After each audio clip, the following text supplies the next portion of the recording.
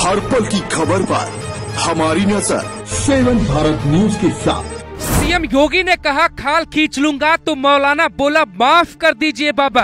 पहले कहा वक्त की जमीन पे कुंभ है, अब कहने लगे कि हम फैन हो गए। पाकिस्तान में योगी की जय जयकार, मौलाना ने माना योगी हुए बड़े सुपरस्टार। मौलाना शहाबुद्दीन रिजवी के तेवर प्रयागराज महाकुंभ को लेकर कुछ घंटे में ही बदल गए। अचानक ऐसा क्या हुआ कि जो व्यक्ति योगी का विरोधी था वो अचानक तारीफ क्यों करने लगा? हंसने से पहले सुनिए तसल्ली से पूरी कहानी। हम सिर्फ 3 मिनट में समझाते हैं भारत से लेके पाकिस्तान में योगी का डंका कैसे बजने लगा। और ये भी समझिए कि योगी बुलडोजर से ही नहीं, अपने बयान से भी अपने विरोधियों को पस्त कर देते।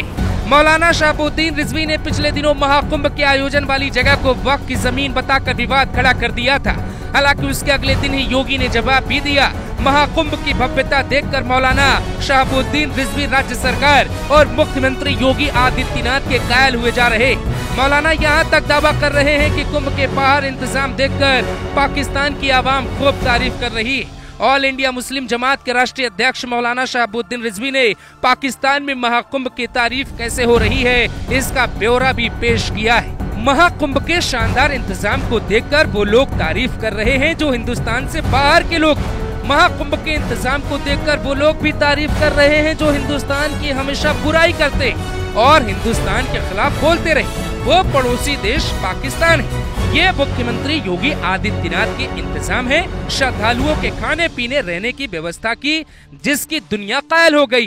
पड़ोसी देश पाकिस्तान और वहाँ का तबका कुंभ मेले की तारीफ कर रहे हैं। ये वो ही पाकिस्तान है जिसने हिंदुस्तान को गलत तरीके से पेश किया, मगर अब पाकिस्तान कुंभ मेले के शानदार इंतजाम को देखकर तारीफ के लिए मजबूर होता जा रहा है। ये शब्द है मौलाना शहाबुद्दीन रिजवी के, जो पिछले दिनों तक ये दावा कर रहे थे कि वक्फ की जमीन पे ही महाकुंभ का आयोजन हो रहा है। वो 55 बीघा जमीन वक्फ की बताने लगे थे। इसके बाद योगी ने प्रयागराज में एक टीवी कार्यक्रम में जो कहा उसका वीडियो मौलाना के पास तक पहुंच गया। इसके बाद योगी ने एक बयान दिया जिसमें उन्होंने साफ कहा कि अगर कोई ऐसा कहेगा तो अपनी खाल बचाए। सुनिए जरा वो बयान। ये समझना मुश्किल है कि वक्फ बोर्ड या भूमाफियाओं का बोर्ड है। हमारी सरकार ने वक्फ अधिनियम में संशोधन किया है और 1-1 इंच जमीन की जांच करवा रही है। जिन लोगों ने वक्फ के नाम पे जमीन कब्जाई है उनसे जमीन वापस ली जाएगी और गरीबों के लिए आवास, शिक्षण संस्थान और अस्पताल बनाए जाएंगे।